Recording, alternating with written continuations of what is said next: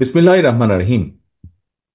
বিএনপির ওয়েবসাইটের মাধ্যমে অনলাইন পেমেন্ট গেটওয়ে কার্যক্রমের আজকের এই উদ্বোধনী অনুষ্ঠানের সম্মানিত সভাপতি জনাব মির্জা ফখরুল ইসলাম আলমগীর, মঞ্চে উপস্থিত সম্মানিত স্থায়ী কমিটির সদস্য সহ সম্মানিত কেন্দ্রীয় নেতৃবৃন্দ, আমার সামনে উপস্থিত সম্মানিত অতিথিবৃন্দ এবং অনলাইনে সম্পৃক্ত পৃথিবীর বিভিন্ন দেশ থেকে উপস্থিত নেতৃবৃন্দ এবং সহকর্মীবৃন্দ, আসসালামু আলাইকুম। বিশ্বের বিভিন্ন দেশে বসবাসকারী প্রবাসী বাংলাদেশী যারা প্রবাসে থেকে দেশের রাজনীতির সঙ্গে নিজেদেরকে সম্পৃক্ত রাখতে চান, বিএনপির সদস্য হতে চান, বিএনপির সদস্য পদ নবায়ন করতে চান, তাদেরকে আনুষ্ঠানিকভাবে দলের সদস্য হিসেবে অন্তর্ভুক্ত করে নেবার জন্যই বিএনপি কার্যকর একটা উদ্যোগ গ্রহণ করেছে আজ। এবং এরই অংশ হিসাবে আজ উদ্বোধন হচ্ছে বিএনপির ওয়েবসাইটের মাধ্যমে অনলাইন পেমেন্ট গেটওয়ে সুবিধা। প্রবাসী বাংলাদেশিগণ দূর প্রবাসে থাকলেও অধিকাংশ প্রবাসীর পরিবার পরিজন দেশেই বসবাস করেন। সঙ্গত কারণেই রাজনীতির সঙ্গে অনেক প্রবাসীর সরাসরি যোগাযোগ বা সংযোগ না থাকলেও পরিবার সঙ্গে কিন্তু তাদের নিবিড় যোগাযোগ বা প্রতিনিয়ত একটা যোগাযোগ আছে। ফলে প্রবাসীরা দূর প্রবাসে থাকলেও তাদের হৃদয়ে কিন্তু 24 ঘন্টার প্রতিটা মুহূর্তই বাংলাদেশ। সুতরাং যেসব প্রবাসী বাংলাদেশিগণ সংশ্লিষ্ট দেশের বিধি বিধান মেনে বাংলাদেশের রাজনীতির সঙ্গে নিজেদেরকে সম্পৃক্ত রাখতে চান, তাদের জন্য সেই সুযোগ অবারিত থাকা প্রয়োজন বলে আমরা মনে করি। এবং সেই বিবেচনায় প্রবাসীদেরকে সহজেই রাজনৈতিক দলের সদস্য করার ক্ষেত্রে বিএনপির এই উদ্যোগ একটি ইতিবাচক উদ্যোগ হিসেবেই আমরা বিবেচনা করি। উপস্থিত সম্মানিত নেতৃবৃন্দ, অতিথিবৃন্দ, প্রিয় সহকর্মীবৃন্দ, বিশ্বের বিভিন্ন দেশে কম বেশি প্রায় 1.5 কোটি প্রবাসী বাংলাদেশী বসবাস করছেন। চাকরি কিংবা পেশাগত কারণে অনেকে যেমন প্রবাসী হয়েছেন, ঠিক একইভাবে বিগত 15-16 বছরে কেউ কেউ ফ্যাসিস্টের রোশনালে পড়েও প্রবাসী হতে বাধ্য হয়েছেন। এইসব প্রবাসী বাংলাদেশিদের অনেকেই বিগত 1.5 দশকেরও বেশি সময় ধরে চলা বাংলাদেশের ফ্যাসিবাদ বিরোধী আন্দোলনে বিভিন্নভাবে যার যার অবস্থান থেকে অত্যন্ত সোচ্চার ভূমিকা রেখেছেন। দেশে গণতন্ত্র এবং মানবাধিকার প্রতিষ্ঠার আন্দোলনে নিরলস ভূমিকার জন্য আমি প্রবাসীদেরকে জানাই, প্রবাসী সকল ভাই বোনদেরকে জানাই আন্তরিক অভিনন্দন। প্রিয় প্রবাসী বাংলাদেশি ভাই বোনেরা, বিশ্বায়নের এই সময়ে বিশ্বের এক দেশের মানুষ অন্য দেশে চাকরি, ব্যবসা, বাণিজ্য কিংবা বসবাস করবেন, এটি বিশ্ব সমাজের বর্তমানে একটি স্বাভাবিক নিয়মই বলা যায়। তবে নানা বাস্তবতায় প্রবাসে থাকলেও কেউ যেন জন্মভূমি সবৃদ্ধি ভূমিকায় লিপ্ত হতে না পারেন, এই ব্যাপারে দেশপ্রেমিক প্রতিটি বাংলাদেশীর সতর্ক এবং সজাগ থাকা অত্যন্ত প্রয়োজন, বিশেষ করে বর্তমান অবস্থায়। প্রবাসী বাংলাদেশি ভাই বোনেরা লাখো প্রবাসী দূর প্রবাস থেকে কষ্ট করে মাথার ঘাম পায়ে ফেলে বাংলাদেশে রেমিটেন্স পাঠান। আপনারা জিডিপিতে রেমিটেন্সের অবদান এই মুহূর্তে 6 থেকে প্রায় 7%। সুতরাং দেশে প্রবাসীদের পরিবার এবং তাদের অর্থ সম্পদের নিরাপত্তা নিশ্চিত করা রাষ্ট্রের অন্যতম বিশেষ দায়িত্ব বলে আমরা মনে করি। প্রবাসী বাংলাদেশিগণ দীর্ঘদিন থেকেই জাতীয় নির্বাচনে ভোট প্রদানের অধিকার এবং সুযোগ চেয়ে আসছিলেন। আসন্ন নির্বাচনে তাদের সেই আশা অনেকাংশেই পূরণ হতে যাচ্ছে। এবারই প্রথমবারের মতন বিভিন্ন দেশের প্রায় 50 লক্ষের মতন প্রবাসী আসন্ন জাতীয় নির্বাচনে ভোটদানের সুযোগ পাচ্ছেন। আমি প্রবাসী ভাই বোনদের ভোট প্রদানের এই সুযোগকে জন্মস্থানের প্রতি প্রবাসী বাংলাদেশিদের অধিকার এবং অবদানের একটি সম্মানজনক স্বীকৃতি হিসেবে বিবেচনা করি। প্রবাস থেকে এবারই প্রথমবারের মতন ভোট দেওয়ার সুযোগ সৃষ্টির কারণে ভোট গ্রহণ প্রক্রিয়াটি কারো কারো কাছে কিছুটা জটিল মনে হতে পারে। তবুও প্রবাসীদের ভোটের অধিকার প্রয়োগের সুযোগ চালু করার জন্য আমি নির্বাচন কমিশনকে আমাদের দলের পক্ষ থেকে আন্তরিক অভিনন্দন এবং সাধুবাদ জানাই। জনগণের রায়, ইনশাল্লাহ বিএনপি রাষ্ট্র পরিচালনার দায়িত্ব পেলে ভবিষ্যতে প্রবাসী বাংলাদেশিদের ভোট গ্রহণ প্রক্রিয়াটি আরো কিভাবে সহজ করা সম্ভব হয় সে পদক্ষেপ আমরা অবশ্যই ইনশাল্লাহ নেব। প্রিয় উপস্থিতিবৃন্দ, সম্মানিত সহকর্মী নেতৃবৃন্দ, আমি একটি বিষয় এই মুহূর্তে আপনাদের সামনে একটি উল্লেখ করতে চাই, যদিও হয়তোবা এই বিষয়টি আজকের সামগ্রিক অনুষ্ঠানের সাথে হয়তো সম্পূর্ণ সামঞ্জস্যপূর্ণ নয়। তবে একজন মায়ের সন্তান হিসাবে, একজন নারীর স্বামী হিসাবে, একজন কন্যা সন্তানের পিতা হিসাবে সেই দৃষ্টিকোণ থেকে একটি বিষয় আপনাদের সামনে আমি উল্লেখ করতে চাই আজকের এই অনুষ্ঠানে। প্রিয় সকল উপস্থিতিবৃন্দ, দেশে এবং বিদেশে আমাদের জনসংখ্যার প্রায় অর্ধেক নারী, অথচ নারীদের নিরাপত্তার ব্যাপারে রাষ্ট্র এবং সমাজের উদাসীনতা ইদানিং মনে হয় একটু প্রকট হয়ে উঠছে, অথবা কোথায় জানি কি একটা সন্দেহ দোলা দিয়ে উঠছে। আমি গতকালকের একটি পত্রিকায় একটি নিউজ প্রকাশিত হয়েছে, একটি রিপোর্ট প্রকাশিত হয়েছে। সেই রিপোর্টে দেখলাম গত অগস্ট মাসে সারা দেশে 93 জন নারী ধর্ষণের শিকার হয়েছেন। গণধর্ষণের ঘটনা ঘটেছে 14টি। এর ভেতর 7 জনকে ধর্ষণের পরে হত্যা করা হয়েছে।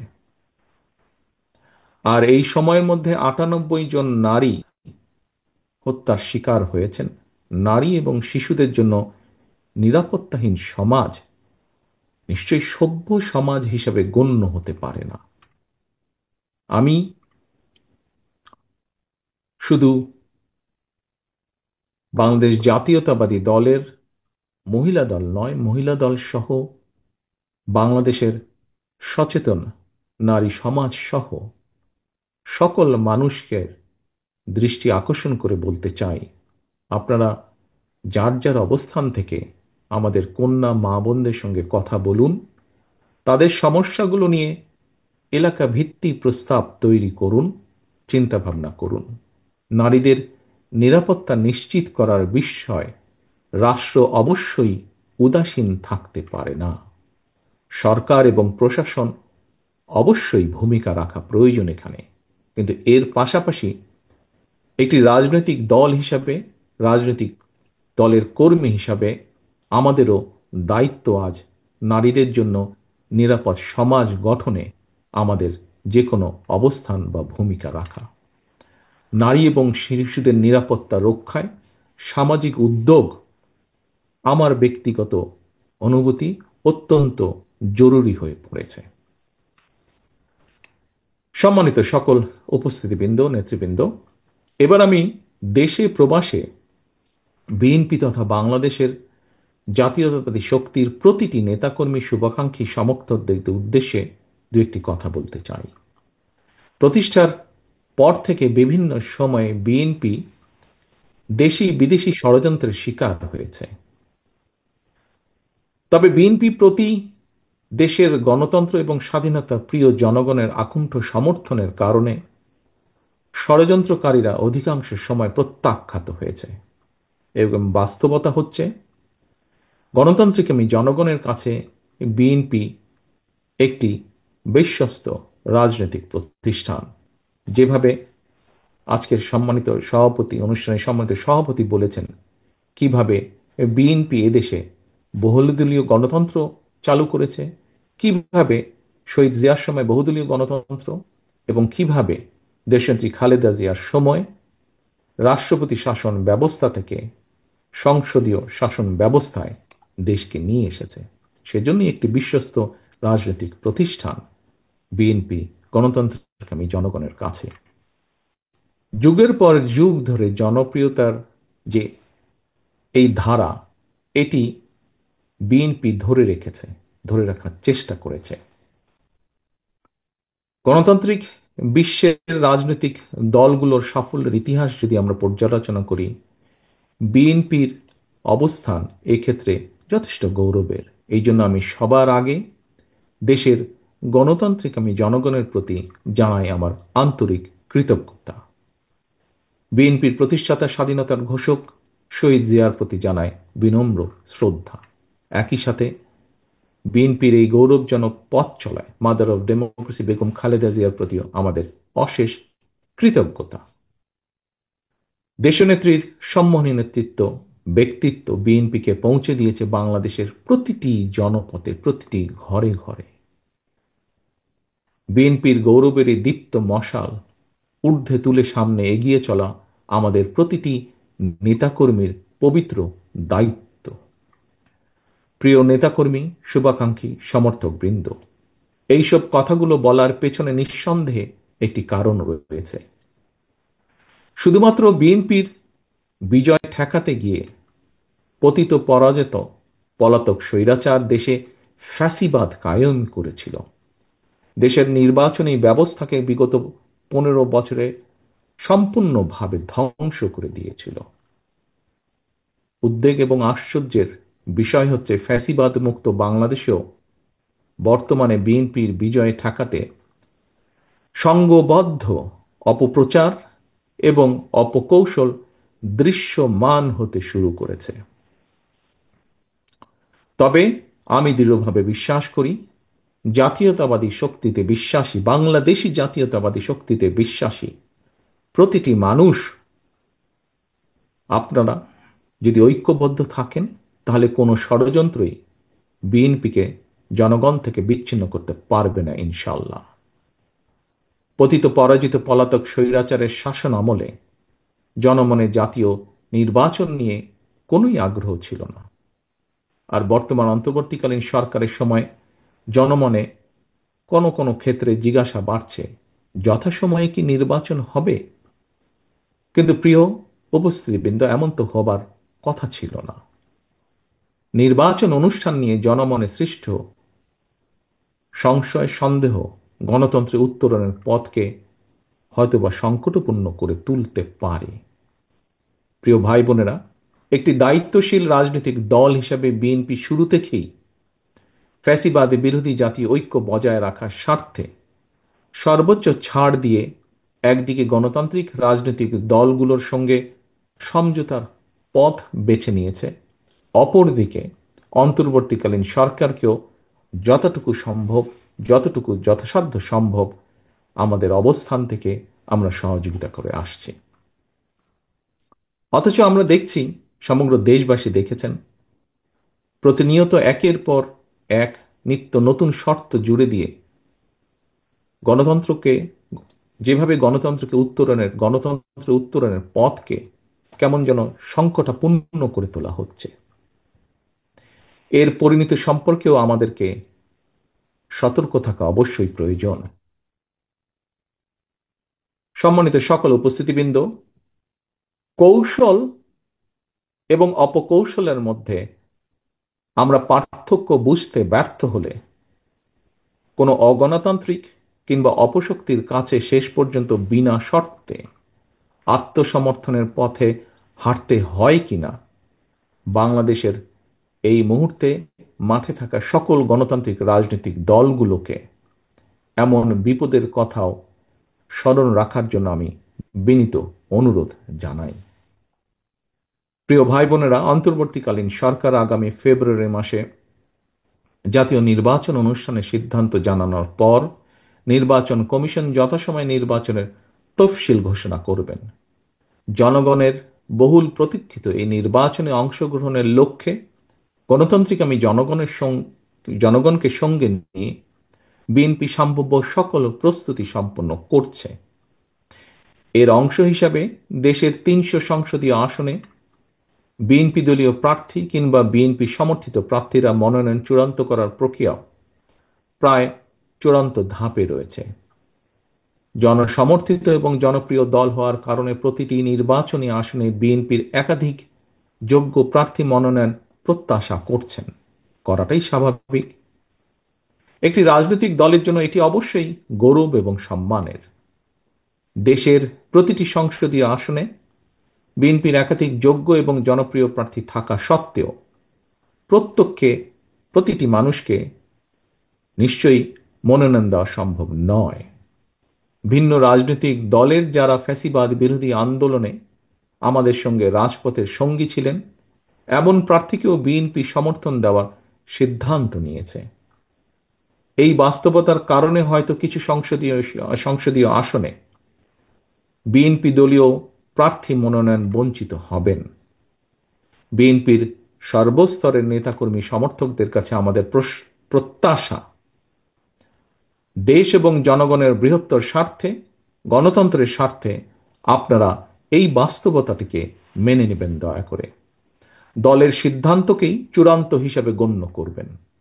আপনাদেরকে আমি আবারও স্বাধীনতার ঘোষকের সেই কথাটি স্মরণ করিয়ে দিতে চাই, ব্যক্তির চেয়ে দল বড়, দলের চেয়ে দেশ বড়।